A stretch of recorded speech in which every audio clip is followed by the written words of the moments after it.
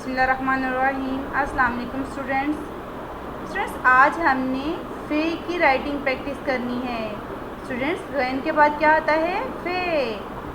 फ़े पर कितने नुक्ते हैं? एक। फ़े के सर पर एक नुक्ता होता है।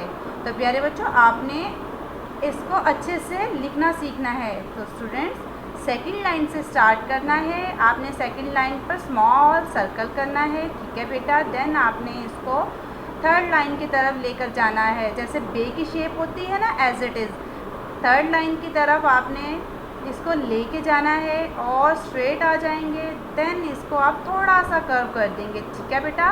तो क्या बन जाएगा? फ़े। चलें अब हम इसको लिखना सीखते हैं। जी तो प्यारे बच्चों, अब हम इन डॉट्स पर पेंसिल फेरेंगे बहुत ख्याल से, ठीक है बेटा, ताकि डॉट से आगे पीछे ना हो। जी तो प्यारे बच्चों, आपने ऐसे सेकंड लाइन से स्टार्ट करना है, ये स्मॉल सा सर्कल। देन आपने इसको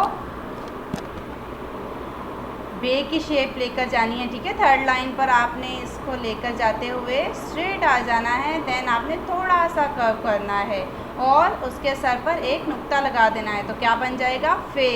तो प्यारे बच्चों, आपने इसके अच्छे से प्रैक्टिस करनी है।